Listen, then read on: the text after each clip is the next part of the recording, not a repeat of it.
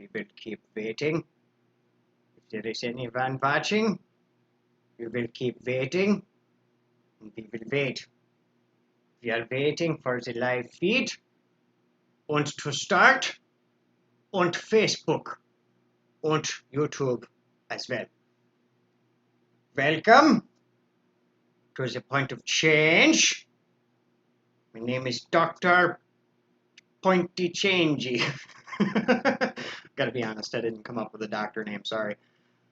And welcome to today's lesson on recovery. And today we are going to learn 5 ways to stay sick in your recovery. These are things to avoid as you move forward in your recovery. I don't know where this accent is coming from. I'm not sure if it's Indian or Russian or exactly what's going on. But we are moving forward. Visit. You look like Peter Griffin. Peter Griffin. I didn't even think about that. I see it now. Now I see it. Yeah, I don't look that much like Peter Griffin, you guys.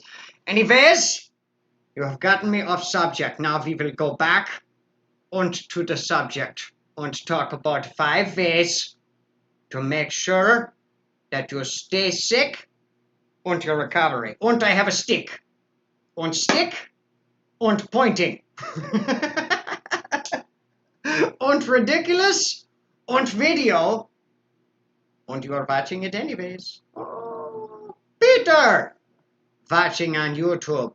Excellent place to watch. Thank you. Because I needed to know the live video was working on Facebook and on YouTube. And on both platforms now. And. Oh goodness, Jessica. The Gandhi glasses. Oh, they are very good, are they not? Are they not the best glasses you have ever seen in your life? I sound like the dude from Short Circuit. Or number 5. Oh, no, number 5. Where are you going? Good morning, guys. Morning, everybody. Thought I'd give you some laughs and a little education at the same time this morning. I was coming up with these 5 things, and I was doing that voice in my head while I was writing them down. I was like, don't blame others for your problems. Don't focus on other people's problems. I was like, all right, I gotta grab the glasses. So I put the glasses on, and then I was like, I'm sitting here in a tank, I got a beater on, as always. So I'm sitting here in a beater, and I was like, it just doesn't match. I gotta go get a white long sleeve shirt, right? I gotta complete the ensemble and become Dr. Pointy Changey. That's my name. Thank you for tuning in today. We're hopefully going to learn something, and I hope to make you laugh. And we are going to have a good time. Yes. Welcome to the point of change. Happy Thursday, everyone. So glad to have you here with me for this lesson in recovery and happiness. This is what we are learning. Okay, and to the board. And number 5. We will start with the last first, and we will move forward from there. And number 5. Blame others for your problems. This is should technically be number 1, but it is number 5. And also the opposite is true. So it is number 1 as well, because it is at the top of the list. Either way, when you put your problems onto other people and a victim mentality, you do not have to then fix the problem. Because see, it simply goes in your brain as something that was caused by other people. And this is a good way to continue to stay sick on your recovery, on your problems, on the things you have done, on that you need help, and we will move forward from there. Elaine Weaver, LMAO. I'm glad I got some internet so I can catch live videos. And I am glad you are here, Elaine Weaver. Your waving that pointer thing reminds me of the nuns in school. And I heard it crack. And my stick has cracked. So we just move on to number 2. Number 4. Focus on other people's problems. Now, this is a way to avoid working on your own problems. This is something we see a lot here at the Point of Change, with people trying to tell others how to work their recovery. This is a stigma that we work very hard to erase in this world. Unless someone's life is on the line, or they are not living to their full potential, there is unhappiness within them, we don't worry about their recovery program. We don't worry about their process. We focus on ourselves and make ourselves happier. I'm having a hard time keeping a straight face. This is a lot of fun, just so you know. Windy Cindy Bobindi, tis good to have you here.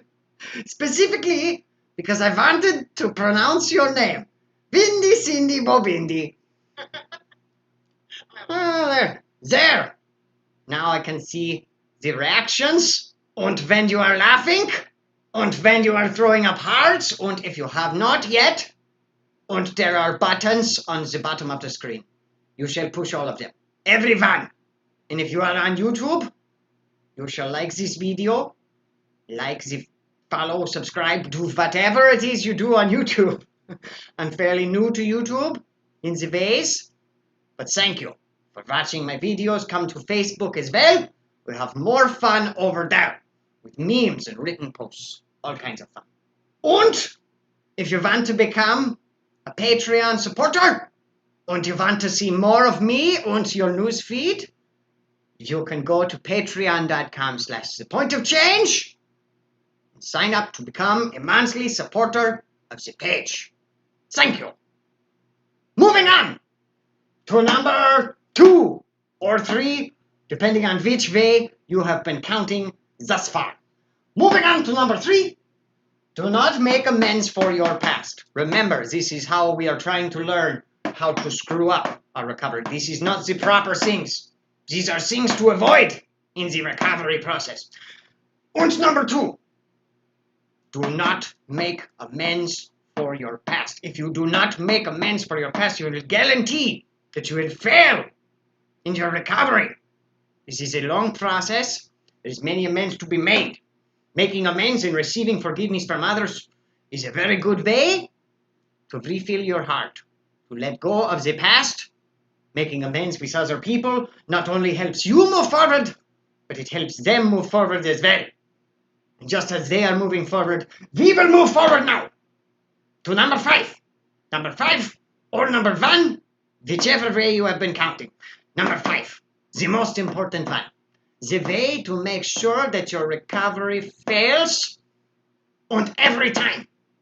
Live a boring life. Live a boring life.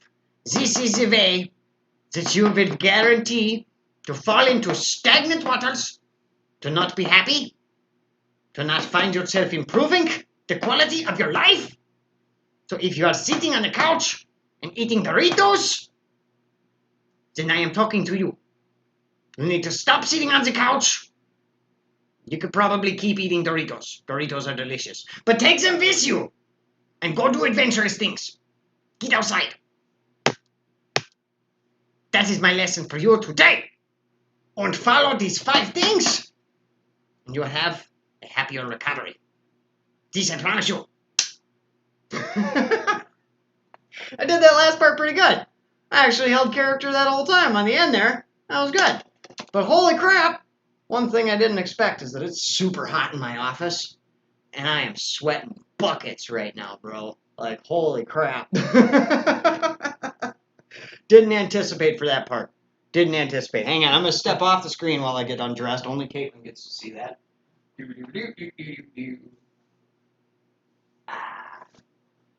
Oh, turn the fan in here. Turn the fan loose on me. Tell you what, holy crap. Woo-wee! Yeah, so these are just, there are many ways to guarantee that your recovery isn't successful. But these were 5 ways that I think are really important and things that I see happening pretty often in recovery. I see people blaming others for their problems, not only their past problems, but their current problems in recovery, blaming their limitations on other people, the things they haven't accomplished yet, saying, oh, it's this guy's fault. Oh, it's my old boss's fault because he didn't like me enough. Oh, it's this guy's fault because they didn't give me a ride to work. Oh, it's that person's fault. And even we go back to the traumas and stuff. It's great in recovery to realize your trauma from your past and to face it and to actually own up to it. But another way that what I see happen a lot is people find these traumas from their past and then they found an excuse. They found a reason that they don't do anything or that they haven't moved forward in their life. I'm not trying to judge anybody, but maybe shine a light on some things in your life. If you identify with any of these problems, you're like, oh man, I do kind of have a victim mentality. I'm always saying, or maybe not always saying, but even once in a while, if you find yourself saying, wow, I'm really a victim on this one, oh, I can't believe this happened to me kind of thing, really do some self-discovery on that, because in pretty much everything we do in this world, we have a part in it. We have a part in our own pain. We played a role in our own traumas. So owning up to that, which moves on to the next one, that moves on to, cancel that. I don't know if that moves on to anything, but we're going to move on. To number 2, focusing on other people's problems. I see this one constantly. I see people trying to work other people's recovery for them or seeing areas where they think this person is lacking in their recovery and then trying to fix that other person's problems. This is like a 2-part problem because for one, it takes the focus off of yourself. You're no longer working on what you got going on in your life. And a lot of times we like to personalize other people's pains too. Like somebody else is going through a thing and you personalize it. You put your own signature on it and say, oh, wow, that's me. I'm the one I'm hurting because of this thing, and I see that happens a lot, and it's, what's a good example of that? Your cousin getting thrown in jail. There's a great example of something that people would personalize. My cousin or my brother or my sister or my friend or whoever it was, they got thrown in jail and they got caught on a bunch of crimes and stuff. I don't know how to feel. I don't know how to think. It's got my head all messed up. You're personalizing that pain. That's that person's journey. That's their problem. That's their pain. Yeah, you might have to be there to support them along the way, but that's not really a problem. Supporting other people or helping people, that's never a problem for us. That helps us express our gratitude and helps us express our generosity. So helping people is never a degradation to your life, usually, unless you push it too far, you know what I'm saying? But giving is always a good thing, so helping others is a good thing. So we take these things that happen to other people and we're like, that hurt me, man, that really hurt me.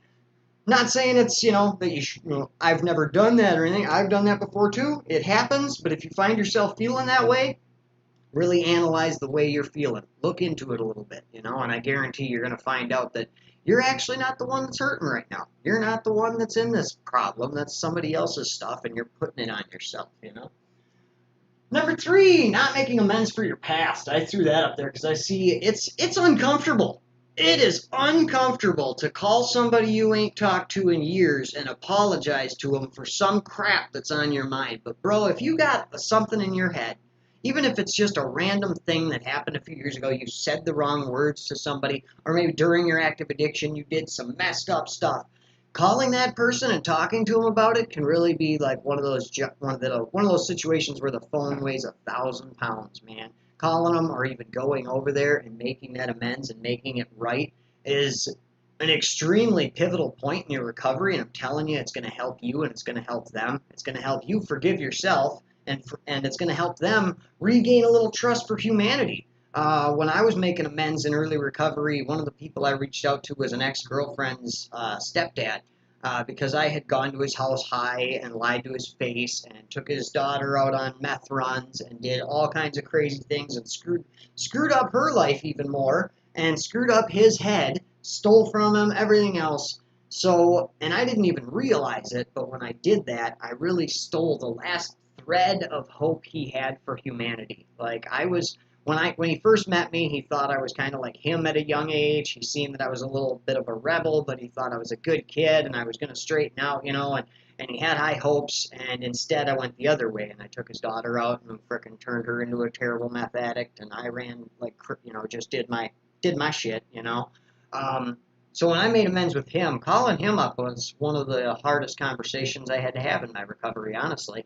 Um, and especially listening to his side and listening to him tell me that I had destroyed his trust for humanity, that he decided after that he wasn't never going to trust anybody again and would never help somebody.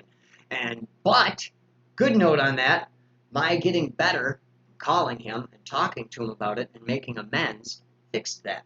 He actually thanked me for calling him and making that amends, for burying the hatchet on that one, you know. So telling you, some of those amends you make in recovery, some of them are friggin' crazy. Like me and a guy who had a hit out on me at one point. Like he was offering people money for my head. This dude hated me and I hated him back. He was a meth dealer and I was just a meth head and I ripped him off, and terrible love triangle that was involved there with my girl cheating on me and running to him. I mean, it was just the worst tangled web you can imagine in your active addiction me and this guy went through.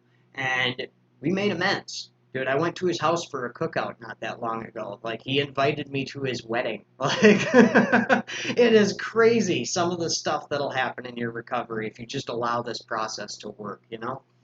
And this last one, or technically the first one, the most important one that I believe that will totally screw you into having a shitty recovery, is living a boring life, dude. Not getting out of your house on the weekends and going hiking, just sitting around and watching movies. I mean, I love movies, don't get me wrong. I love movies. I'm a movie buff. But you got to make sure that you are putting time aside to get out and do some stuff, and putting money aside to get out and do some stuff. Go on some adventures, go on some trips. If you are living a boring life, then what is the goal? Where is the next thing that you're going to go do? And I understand it's a financial struggle. I understand all that. But at the same time, doing those things, especially like, and I when I say that it's a financial struggle, I often think about, people that have more going on than I do. You know, you have a family, you have a few kids and things like that, that make it a little harder to plan things like that. My advice is just to plan something, even put it out a year or whatever it's got to be, and have to go on a trip. Like, find out what it's going to cost you and just do the work and actually set the plan, because before you know it, this life's going to be over. And if you never did any of those things that you always said you wanted to do, you're going to be looking back and wishing you had taken this opportunity or taken that opportunity. You're never going to look back and say, boy, I wish I had, saved a little more money during my life, or I wish I had done this or done that. You'll be looking back and saying, man, I wish I had just took the opportunity and taken my kids to the Grand Canyon or whatever. Whatever that thing is that you've always wanted to do with your family, get out and do it, because that's going to cause a good, what can I say? It's going to reconnect your kids, that's for sure. One thing my family never did when I was growing up that I look back on that really helped me in my recovery was we never did any family trips. We never did anything like that. I think the only family trip I can really remember was just me, my mom, and my stepdad, and we went to Missouri for my brother's Army graduation, and then we went out to New York to see my grandparents one time. But we never got in the car and all went to, the theme park or any of that stuff. And I hear other people, tell me about their families do that kind of stuff every year. And I always thought it was just because we didn't have, that it wasn't enough money or what. But looking back, I kind of feel like maybe we could have just made more plans. And maybe my mom would tell me I'm wrong, and we could have, it couldn't have happened that way. But honestly, I think that's one thing my childhood was lacking, was the connection with family. And then when I came into recovery and moved in with my best friend and his fiance, they go to water parks and go out to eat at least once a week. They go out to eat together, and they go to water parks together, and they go to baseball games, and they just, they have like events that they go to. And going to those things with him and his family really reestablished a love for family in my mind, and helped me reconnect with people. So I really think that stuff is more important than we think it is. Elaine, there's lots of cool things you can do that cost very little. Just do a little research and you'll be surprised. Amen. Right on, Elaine. Gene, going on vacation the end of this month, going to the Ark Adventure. Can't wait. Right on, Gene. That's exciting stuff right there. Tracy, we have to keep our side of the street clean now, right? Focus on yourself. Pam Valesner, are you saying that you made amends? I'm confused. Oh, Michael McNeil, done. I done this. Oh, no, he was correcting himself. I done this with my best friend, made amends with him Now we are closer than ever. Right on, Michael. Right on, brother. Those amends are a freaking powerful thing, man. They really do help you just as much as they help the other person. Um, there is a side of making amends that is a selfish thing because, we feel bad about, I feel bad about doing this thing. It hurt me. So I want to make amends to make myself feel better. And maybe in the beginning I was making amends on that kind of a thought because I did have a lot of things. It was really hard for me to forgive myself in recovery. I had done so much bad stuff to people that I was like, how do I let that go? How do I ever look myself in the mirror and be proud of the man I am when I have done so many horrible things? So it took me a lot to do to make amends for a lot of the stuff, and I'm still to this day I think of stuff and I send messages to people randomly like, hey man, I'm really sorry about that time we did or I did this or that. I even made amends with a guy from elementary school, um, who I used to pick on in elementary school pretty bad. Like I was kind of a bully to this kid, and he didn't deserve it. He had a really rough childhood to begin with, and now that I'm an adult and look at the world with love in my eyes, I see that he had a hard time as a kid. He had a hard time learning in a classroom environment. He was adopted. He had curly red hair. I mean, there was a lot of things that gave bullies and people like me that like to pick on people back then a lot of ammunition to pick on him for. So we used to call him some terrible names and really pick on this kid a lot. And just a year or two ago, I thought about it and I was like, I gotta message him. So out of nowhere, I messaged him and just said, hey man, I'm really happy to see you're living a good life, really proud of you. You're doing good. I'm really sorry about all that crap I gave you in elementary school. I know I was pretty mean to you. And, I just want you to know that I love you and I hope you're doing good, and just sent him the message, and receiving that forgiveness from him on that was huge for me. Believe it or not, those childhood things we did, um, even the things we did to other people, we thought you might think, well, I did that to someone else. That's their trauma. That caused trauma for them. But honestly, even seeing yourself do bad things causes trauma in you. Same thing with your active addiction. Like seeing yourself do those drugs. I mean, I'm not saying you looked in the mirror every time, but you looked down, that was your arm that you were putting the needle in. That was your face that was hitting that pipe. You know what I mean? It was you looking in the mirror snorting lines off it. So even those actions, seeing yourself do drugs and stuff like that, really causes trauma within you. It really does. And a lot of that stuff we need to work on. Jen says, have to do your shadow work. Right on. Jeanine Barton, I live in the shadow of the Great Smoky Mountains. I count myself lucky to live in such a beautiful place where there are so many free things to do. Recovery should be beautiful. Amen. I love that. Sue Whitelock, late but here. Right on, Sue. Come on in. Come on in. Lori, happy Thursday, Maddie. Happy Thursday, Lori. Good to see you. Heather Powers, good morning. Elaine, I'm so excited that I'll be going to Drew and Aaron's wedding with my mama and daughter this weekend. Right on, Elaine. That's exciting stuff. Let's see. Tracy, we have to keep... Oh, I already read that one. Going up a little bit. Going up just a little bit more. Jen, we can't change people, but we can offer them resources, and what they do after that is their choice and nothing to do with us. Right on, Jen. Thank you for dropping that. I got all kinds of stars up here I haven't shouted out here. Sue Whitelock with 200 stars. Thank you so much. Windy Cindy Bo Bindi with 100. I appreciate that, Windy Cindy.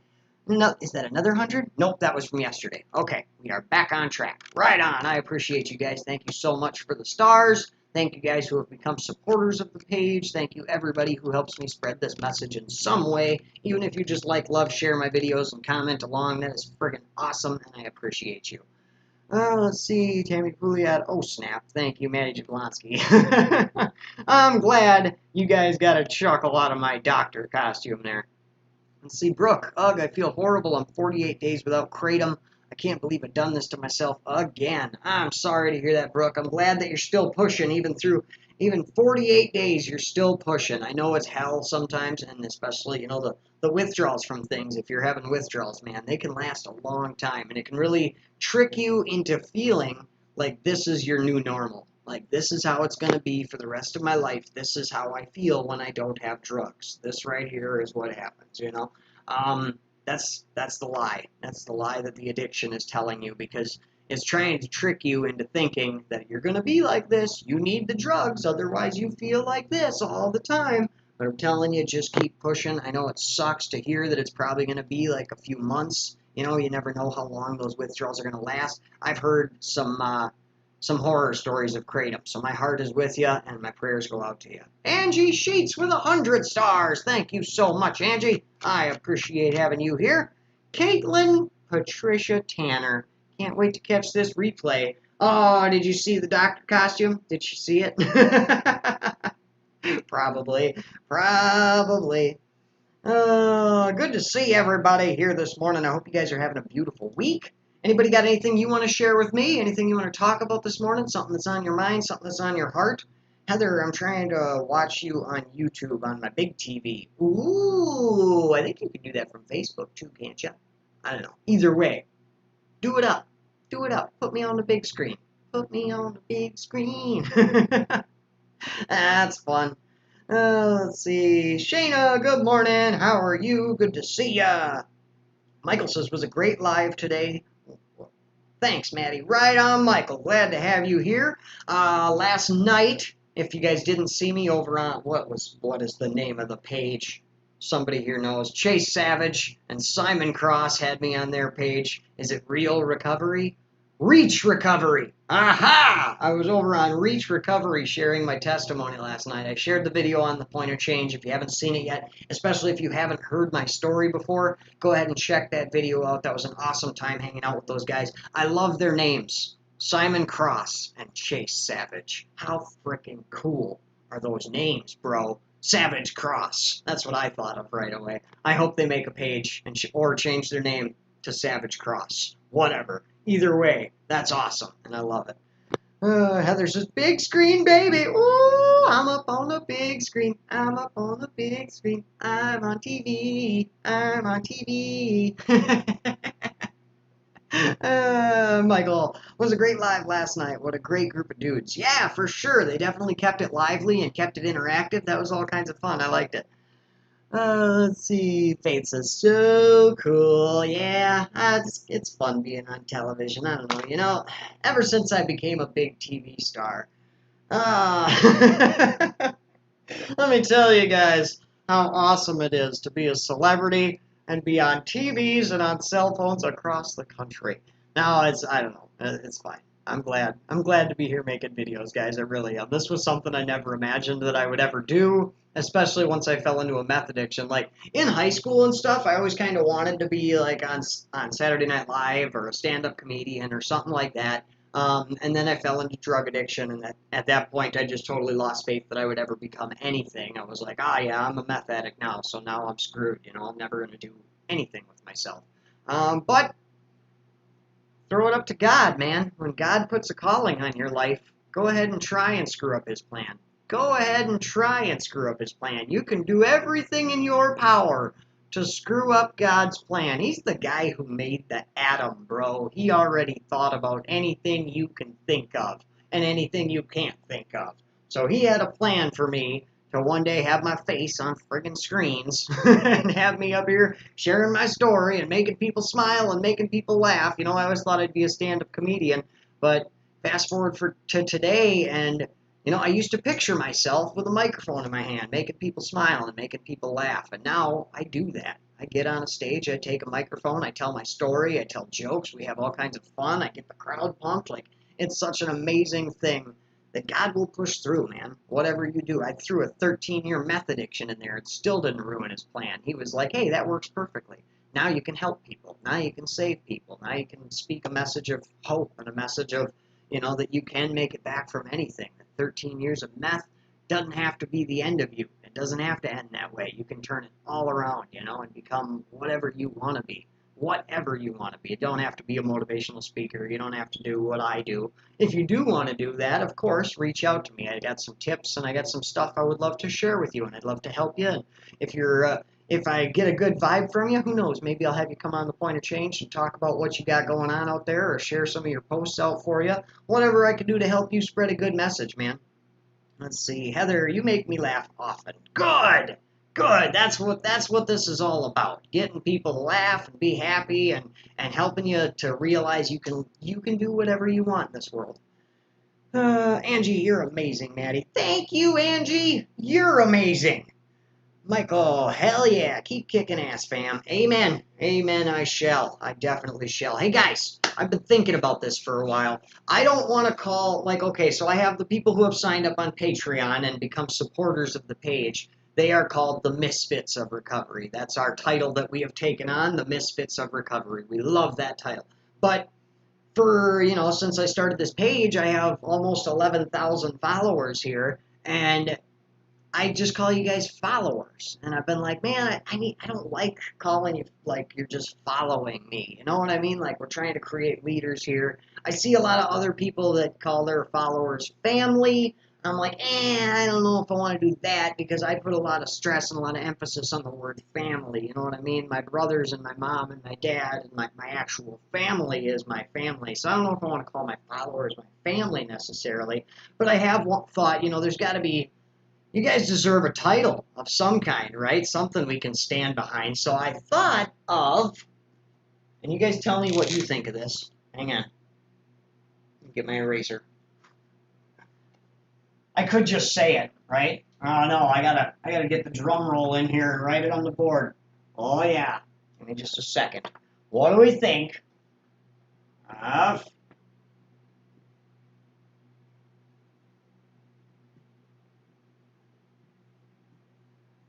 oh, my frickin' writing is terrible. Hashtag Change Squad.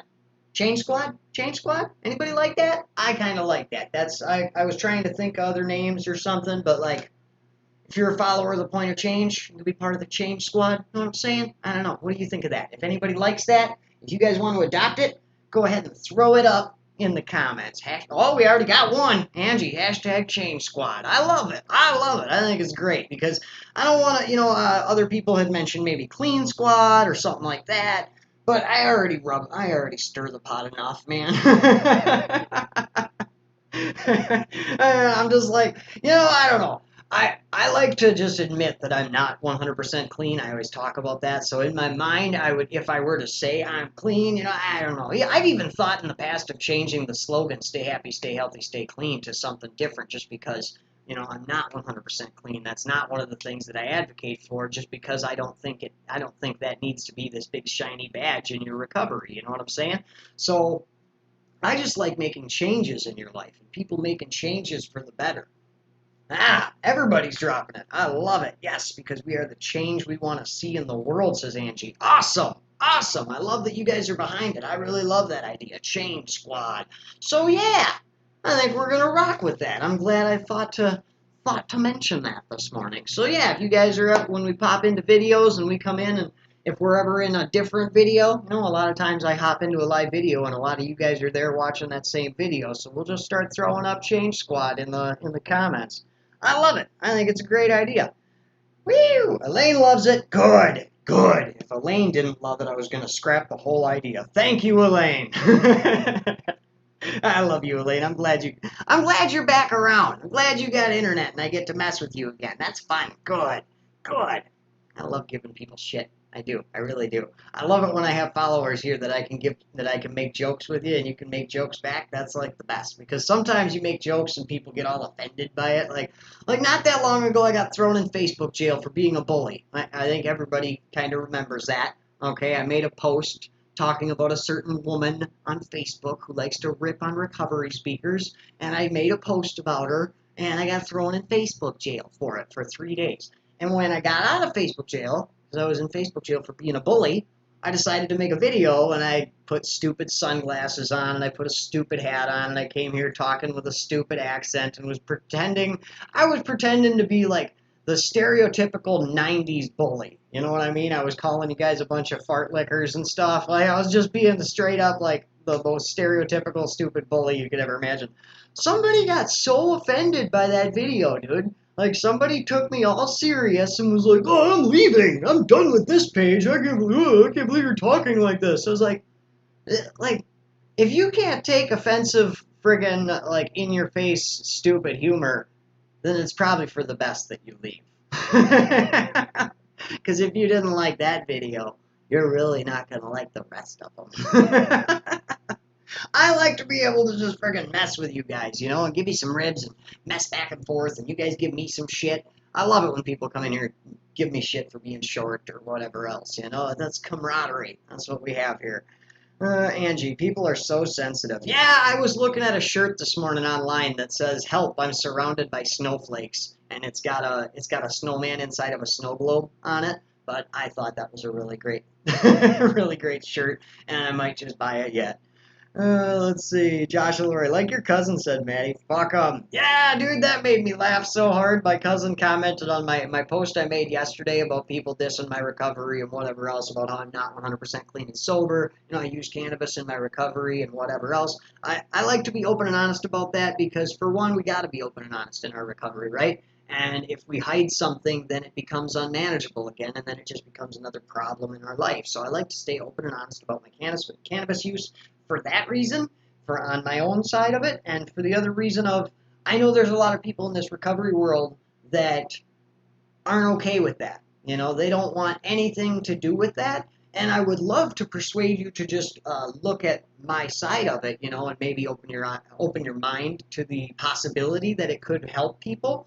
But if that's outside of your realm of things you want to do, then I like you to know just so you can leave. Just so, because if it's something that you can't have in your life and you don't approve of it and whatever else, then you know, and I can say, yeah, I do this, and you can say, oh, I don't like that, and then I can say, okay, well, then this just ain't gonna work. See you later, love you, and have a good life. You know what I mean? So yeah, I gotta stay open and honest about that kind of stuff. Elaine, I agree with you 100%, Maddie. Right on, Elaine. I'm glad to have you here. Tracy, Maddie, you need to make a TikTok if you don't have one. My daughter talked me into making one, and I have met a lot of new people in recovery on there. You know, I keep hearing things about this tic-tac-toe over there. I keep hearing things about TikTok and people telling me I should join TikTok, and I've thought about it, but I have a hard time with having my focus divided. That's really a thing that I struggle with, is like trying to focus on a Facebook page as well as a YouTube page as well as a TikTok page. To me, it seems like it's a lot, and I don't know. I mean, I have been gradually taking on more here with this business as we go, and it's not out of the question that I would go to TikTok, but I don't know at this time if I would like to be over there. Lori, rule number one, fuck what they think. Amen, Lori. Amen. I agree. Elaine says TikTok is addictive. That's the other thing. That's the other thing about the whole shebang. Right there, Elaine said it. TikTok is addictive. And my ass does not put my phone down for nothing as it is right now, bro. Like, I got my phone in one hand, constantly looking at messages and scrolling Facebook and making posts and making videos and doing nonsense and stuff like that. You add a whole nother platform of goofiness to my world, I don't know if my family would ever see me again, okay? Caitlin would be like staring at me as I'm just, she said, Matt, huh? You know what I mean? Like, I would just be gone. And I don't know. I already feel like I sacrifice enough time away from my family and stuff to keep up with Facebook. I don't know. I don't know. Let's see. Angie, I can spend hours on titty. TT. But, nah. What? TikTok is too much to type, Angie? You let me know. Please get a hold of me in a couple of years. You run with that for a while. You start abbreviating TikTok into TT for a while. And you let me know in about a year how much time you saved by not typing those letters. All right, let's think about let's see, Michael, save and making videos. Yeah, all the time, Josh and Lori. I don't have a TikTok, but Lori does, and we watch them together sometimes, and there is some funny shit on there.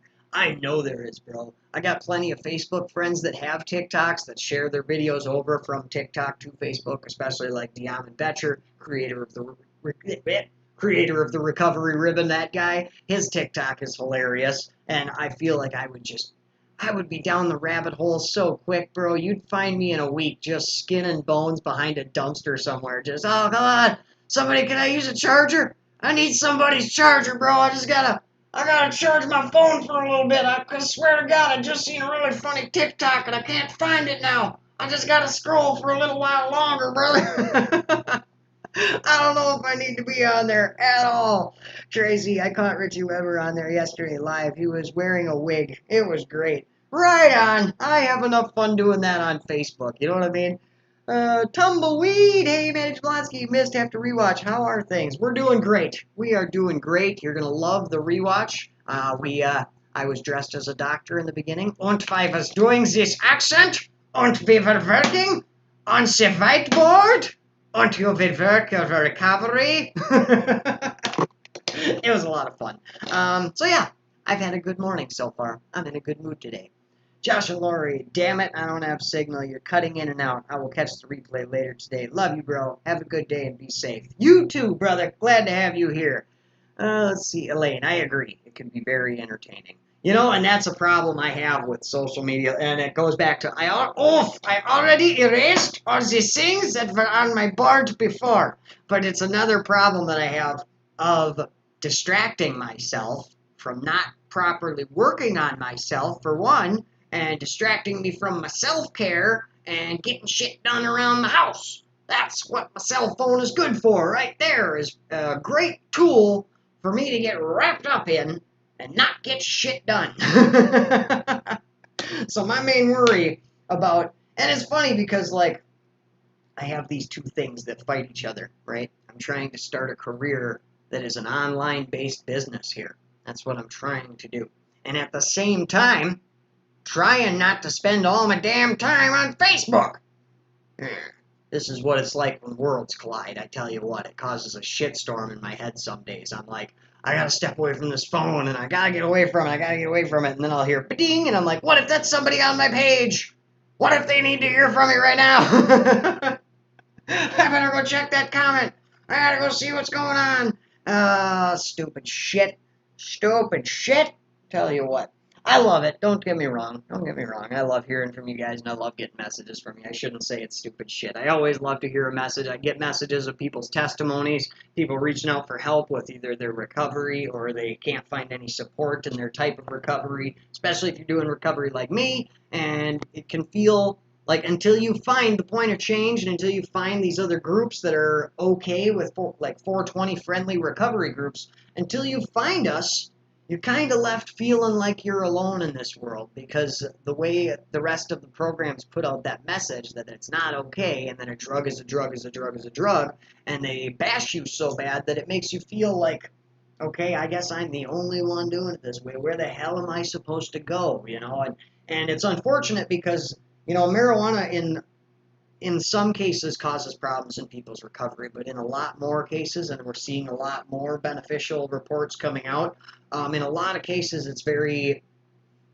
a positive for people in their recovery. It really is. It's a great tool when used properly, when not abused, right? It can be a great tool.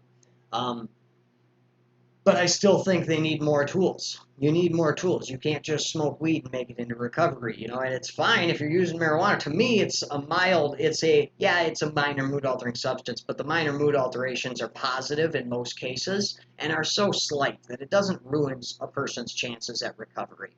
In a lot of cases, it helps them with the urges and keeps them away from the harder drugs, which for me, that's another positive, I say. But we have a lot of people that choose this path of recovery, but at the same time, they attend meetings. You know, they go to meetings, they're in NA or AA or something like that, so they have to keep it on the down low. Or if they come out about it, then they eventually get pushed out of the groups. You know what I'm saying?